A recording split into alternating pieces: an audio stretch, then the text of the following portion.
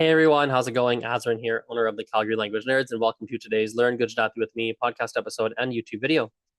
Today we're going to do another listening and vocabulary based lesson, and this lesson is again for specifically for one of my private students. This is the private student that is doing a lot of conversation based classes, and so we have just a number of words and phrases that come up in a really natural way, not necessarily organized by category, just they just come up naturally. And so today's lesson is specifically designed for this particular student to review and practice a lot of the different words we've been learning in class. Okay, so I'll switch into Gujarati and let's dive right in. I'll share my screen from time to time to show a written version of how to spell these words.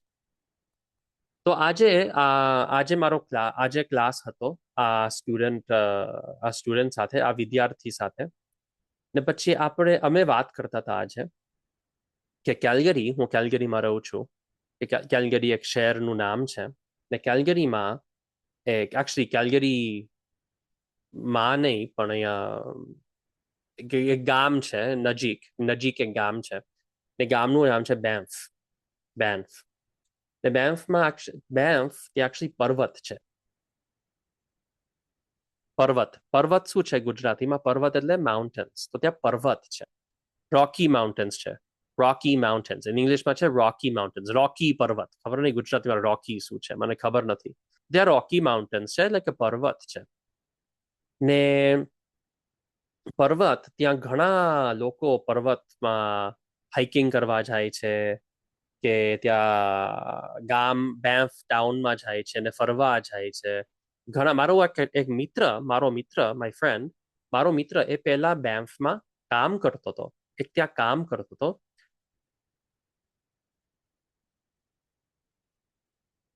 આવી કેમ મજા આવી કારણ કે મારો મિત્ર એ hiking બહુ કરે છે એને હાઇકિંગ ખૂબ જ ગમે છે એટલે રોજ સેન્ટનલ પાસ પર્વત ને બીજું શું છે ત્યાં હાલિંગ પીક માઉન્ટેન ને હાર્ટ ક્રીક ટ્રેલ ને આ બધા પર્વત પર એ હાઇકિંગ કરતો હા એટલે બહુ હાઇકિંગ કરતો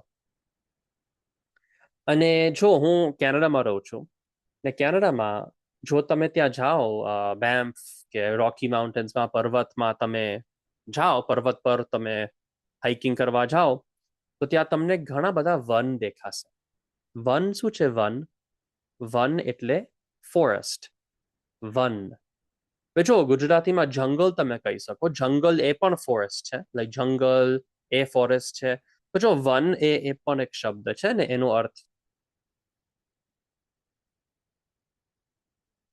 તો જો કદાચ એક પર્વત હોય એમ પર્વત એ કદાચ પર્વત પાછળ કદાચ એક વન હશે ને કે અહીંયા પર્વત ને પછી પાછળ બહાઇન્ડ ઇટ કદાચ એક વન છે વન ઓકે તો પર્વત એટલે માઉન્ટેન ને વન એટલે ફોરેસ્ટ તો બતાવું પર્વત આ રીતે લખાય આ છે પર્વત અહીંયા ઉપર અહીંયા છે વન એ નીચે પણ વન છે અહીંયા જઈએ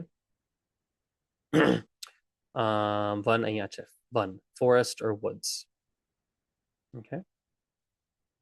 ઓકે તો એ છે ફોરેસ્ટ વન ને પછી પર્વત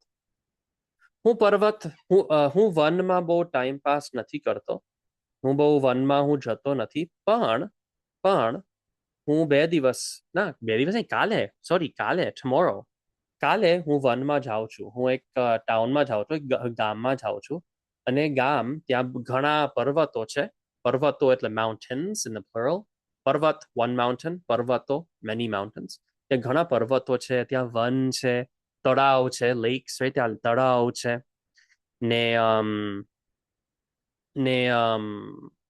હા મને લાગે છે કે મજા આવશે આઈ વિલ હેવ ફન મને મજા આવશે ને ત્યાં ઠંડી મને નહીં પડે ઠંડી પડે એટલે શું ઠંડી પડે છે એટલે કે આઈ એમ ફીલિંગ કોલ્ડ મને ઠંડી પડે છે આઈ એમ ફીલિંગ કોલ્ડ મને ઠંડી પડે છે તો મને લાગે છે કે મને ઠંડી નહીં પડે I don't think I'll be cold. Let me show you ઠંડી પડે. I'll show you ઠંડી પડે. This is also something we did with my student in class. ઠંડી પડે. Here it is. ઠંડી પડે છે. This one. ઠંડી ઠંડી પડે ઠંડી પડે છે. તો આઈ થિંક કે મને ઠંડી નહીં પડે. I will not feel cold. મને ઠંડી નહીં પડે કારણ કે અત્યારે તો ગરમી છે કેનેડામાં. કેનેડામાં અત્યારે બહુ ગરમી છે. It's very very hot in Canada right now. Okay, તમે કર્યું છે વન એટલે ફોરેસ્ટ, પર્વત ને પર્વત છે. એ છે પર્વત. હવે let's go to another one here.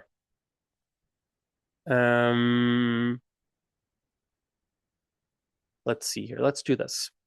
તો હું એક ગામમાં જાઉં છું. ગામ ત્યાં ઘણા ઘણા પર્વતો છે. ત્યાં વન છે. તો વન છે ને, વન ફોરેસ્ટ, પર્વત છે. પણ મને હજી ઠંડી ઠંડી નહીં હોય, ઠંડી નહીં હોય, સો won't be cold.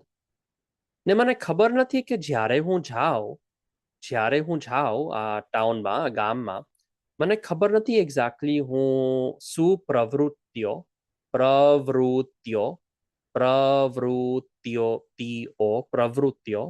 મને ખબર નથી કે હું શું પ્રવૃત્તિઓ કરીશ. પ્રવૃત્તિ શું છે? એક પ્રવૃત્તિ, ઘણી બધી પ્રવૃત્તિઓ. કદાચ હું હાઇકિંગ કરીશ, કદાચ. એટલે પ્રવૃત્તિ એટલે એક્ટિવિટી. તો મને ખબર નથી કે હું માઉન્ટેન્સમાં જાઉં, હું પર્વતમાં જાઉં, કદાચ હું હાઇકિંગ, હું શું પ્રવૃત્તિ કરીશ? હું કદાચ હાઇકિંગ કરીશ, કદાચ હું ફરવા જઈશ, કદાચ હું કંઈક રેસ્ટોરન્ટમાં કંઈક ખાઈશ, કદાચ હું વનમાં જઈશ. કદાચ ઝાડ હોય ને વનમાં, all the trees in the forest ને, વનમાં હું જઈશ, ચાલવા જઈશ. મને ખબર નથી. કદાચ હું આરામ કરીશ, ઓલ રેસ્ટ. તો ઘણી બધી ચોઇસ છે આ પ્રવૃત્તિઓ માટે. તો બતાવો કે પ્રવૃત્તિ કઈ રીતે લખવું. આ છે પ્રવૃત્તિ. Or in the plural, પ્રવૃત્તિઓ, activities. પ્રવૃત્તિઓ. તો જ્યારે હું જાઉં, મને ખબર નથી હું શું પ્રવૃત્તિઓ કરીશ. મને ખબર નથી. ત્યાં એ ગામ નાનું છે. પણ ટુરિસ્ટ ત્યાં બહુ ટુરિસ્ટ ત્યાં જાય છે. બહુ ટુરિસ્ટ એ ગામમાં જાય છે. હવે જો હું તો આ વીકેન્ડ પર હું એક ગામમાં જાઉં છું. ત્યાં પર્વતો છે ઘણા બધા, ત્યાં વન છે, ત્યાં ઘણી બધી પ્રવૃત્તિઓ હશે. ઠંડી નહીં હોય, ગરમી હશે કારણ કે ઉનાળો છે, સમર ટાઈમ છે ને અત્યારે. ને પણ હું ગામમાં જાઉં છું, એ શહેર નથી. તો હું કેલગરીમાં રહું છું. કેલગરી એક શહેર છે, સિટી છે ને. સિટી છે, શહેર એટલે સિટી, એક શહેર છે. પણ ત્યાં એ ગામ છે, એટલે ફરક હશે. ફરક એટલે શું? ફરક અમુક એક્ઝામ્પલ આપું, તમે વિચારો કે ફરક એટલે શું?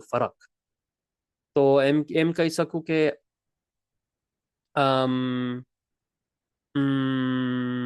ફરક હું શું એક્ઝામ્પલ આપું? ફરક હું કહી શકું કે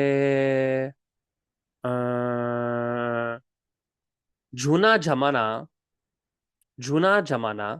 અને આધુનિક I can't talk. Jamanama. There we go. So juna.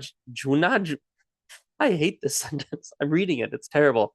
It's like a tongue twister. જૂના જમાના અને આધુનિક જમાનામાં ઘણો ફરક છે. જૂના જમાના અને આધુનિક જમાનામાં ઘણો ફરક છે. You try and this is a ridiculous sentence. Come on, I got to show this to you. તમે આ જુઓ, આ વાંચો તમે. Read this sentence. Just look at this. This is a tongue twister. આ તો tongue twister છે. જૂના જમાના અને આધુનિક જમાનામાં ઘણો ફરક છે. Farak is a difference. Okay, there we go. Farak. So there's a big difference in old times and modern times. Adhunik, we'll see this in a moment. Adhunik is modern. તો અત્યારે આધુનિક બધું આધુનિક છે ને. અત્યારે બધું આધુનિક છે. તો અમારા ક્લાસમાં હું આ વિદ્યાર્થી સાથે, with the student, આ વિદ્યાર્થીને ટ્રાવેલિંગ બહુ ગમે છે. મુસાફરી કરવી એને બહુ ગમે છે, એટલે ખૂબ ગમે છે એને. એ મલેશિયા જશે. The student is going to Malaysia જશે ને હું કહેતો હતો આ વિદ્યાર્થીને કે જો હું સિંગાપોર ગયો હતો. I want to Singapore. ને સિંગાપોર ત્યાં તો ઘણા ફરક હતા. હું કેલ્ગરીમાં રહું છું, સિંગાપોર પણ ગયો હતો. ત્યાં ઘણા ફરક હતા. Many differences there. તો સિંગાપોર એ બહુ આધુનિક જગ્યા છે. બહુ આધુનિક છે. એટલે કે બહુ બધા ખૂબ જ આધુનિક છે. Very very very very modern. આધુનિક, બહુ આધુનિક છે. ત્યાં સિંગાપોરમાં વન છે. એક વન, આઈ ડુ વન ઇન કોટેશન્સ. વન છે, there's a forest. વન એટલે ફોરેસ્ટ. ત્યાં વન છે, પણ એ આધુનિક વન છે. It's a modern forest. What's a modern forest? આધુનિક વન એટલે કે આ એકચ્યુઅલી વન નથી, કે આ મેટલના છે. આ મેટલના ઝાડ છે. This is metal trees. They do these like light shows. બહુ આધુનિક શહેર છે સિંગાપોર. ને ત્યાં એકચ્યુઅલી હું સિંગાપોર ગયો હતો ને, મને ત્યાં બહુ મજા આવી હતી. I did have fun. મજા તો આવી હતી. પણ મને લાગ્યું કે ત્યાં બહુ પ્રવૃત્તિઓ નથી. There's not that many activities. એટલી બધી નથી. બહુ પ્રવૃત્તિઓ નથી ત્યાં સિંગાપોરમાં. ને આખા, we didn't do this word, but આખા શહેરમાં, આખા is like the entire, so આખા શહેરમાં, in the whole city, એ આખા શહેરમાં તો ખબર નહીં. હા, બહુ પ્રવૃત્તિઓ નથી. એટલે હું ખાલી વન ટાઈમ એક વાર ગયો હતો. હું એક વાર ગયો હતો સિંગાપોર. ને ત્યાં બહુ મજા ના આવી. આઈ થિંક કે ત્યાં પર્વત નથી. ત્યાં સિંગાપોરમાં પર્વત નથી. એટલે કે માઉન્ટેન્સ ત્યાં નથી. પર્વત ત્યાં નથી. તો હા, પણ સારું શું છે સિંગાપોરમાં? ત્યાં શું સારું છે? ત્યાં સારું છે કે ત્યાં ઠંડી ના પડે. ઠંડી બહુ ના પડે, કેમ કે ત્યાં બહુ ગરમી છે. ત્યાં ઠંડી ના પડે. ઠંડી ના પડે. મેં બતાવું ઠંડી પડે. ઠંડી પડે એટલે કે યુ ગેટ કોલ્ડ. ત્યાં ઠંડી ના પડે. ઠંડી પડે ટુ ગેટ કોલ્ડ. મને ઠંડી પડે છે, આઈ ફીલ કોલ્ડ. ત્યાં ઠંડી પડે નહીં. ત્યાં ના પડે ઠંડી. You don't get cold over there. ત્યાં ગરમી છે સિંગાપોરમાં. તો સિંગાપોર ત્યાં બહુ ગરમી છે. હવે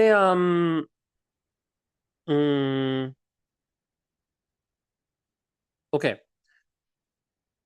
એક વાર હું ઇન્ડિયા ગયો હતો. So changing topics all together, everything new topic. એક વાર હું ઇન્ડિયા ગયો હતો. હું ભારત ગયો હતો. ને જ્યારે હું ગયો, હું માઉન્ટ આબુ ગયો હતો. માઉન્ટ આબુ એક પર્વત. જો માઉન્ટ આબુ એ પર્વત ને, માઉન્ટેન. માઉન્ટ આબુ ગયો હતો. ત્યાં વન આઈ થિંક કે નથી. ત્યાં વન નથી. ત્યાં ખાલી માઉન્ટેન છે. ત્યાં ખાલી પર્વત છે. ને બહુ ઠંડી હતી. I think -10. મને એવું લાગ્યું કે -10 છે, -10, કે બહુ ખૂબ ઠંડી હતી ત્યાં. ને હા, ત્યાં બહુ બહુ બહુ બહુ ઠંડી. એટલે મને બહુ ઠંડી પડતી હતી. મને બહુ ઠંડી પડતી હતી. પછી મેં ત્યાં એક ફરક, મેં કંઈક જોયું. એક ફરક, જો કેનેડામાં હું રહું છું, ત્યાં માઉન્ટ આબુમાં એક બહુ મોટો ફરક હતો. અને ફરક શું હતું કે ત્યાં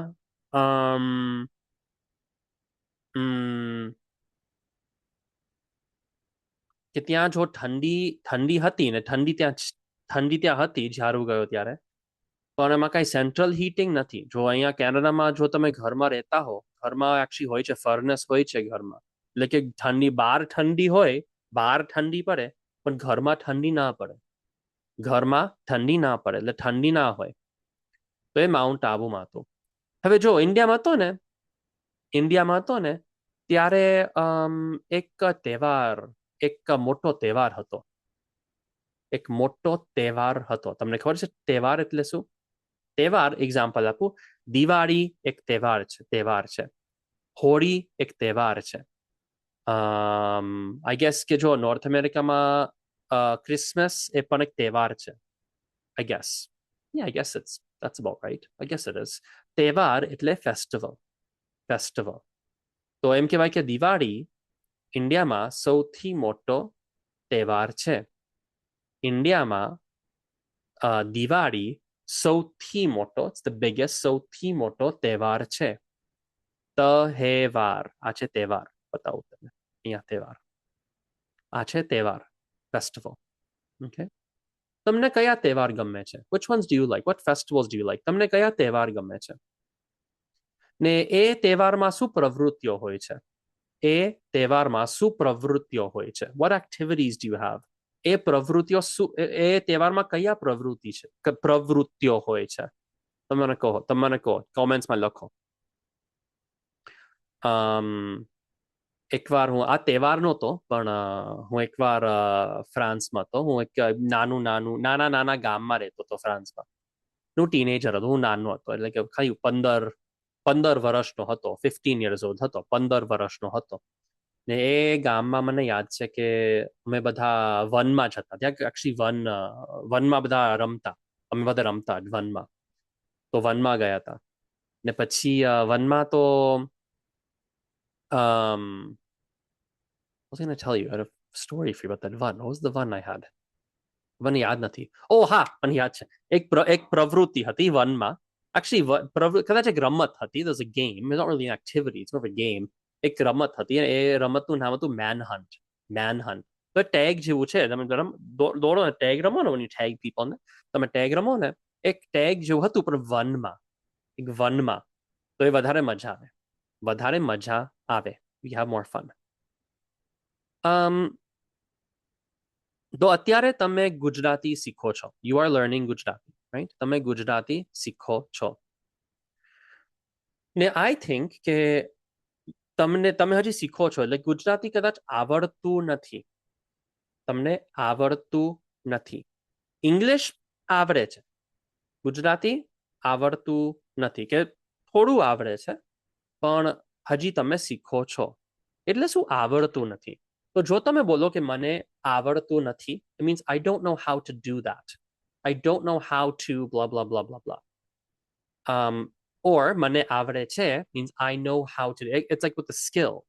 તો મને કદાચ હાઇકિંગ મને આવડે છે.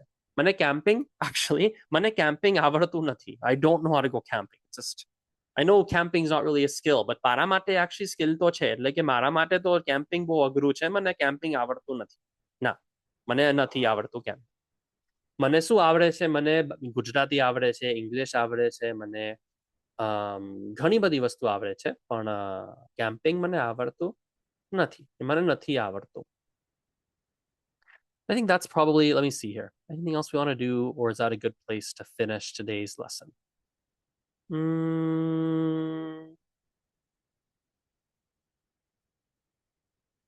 Yeah, let's just maybe finish there. We can just run through a couple of words for my students' sake. We'll just pick a few. Just for the one student, we are talking about. So, adhunik is a good one. I think that's a really good word considering the conversation we're having. Adhunik, so modern, right? Look at the word list here.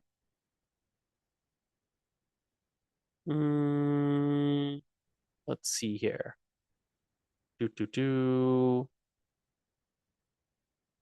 Oops. Sorry. There we go. Why is it being so silly? My computer is being very, very silly now. Anyway, we also learned sarkar. Sarkar is government, right? Sarkar. We also learned right at the end of our class, we're talking about prime ministers and things. We have pradhan, mantri, right? Pradhan mantri. Pradhan mantri is our prime minister. Pradhan mantri. Okay, let's finish up there. Thanks for watching. Have a great day. See you next time. Aujo. Bye.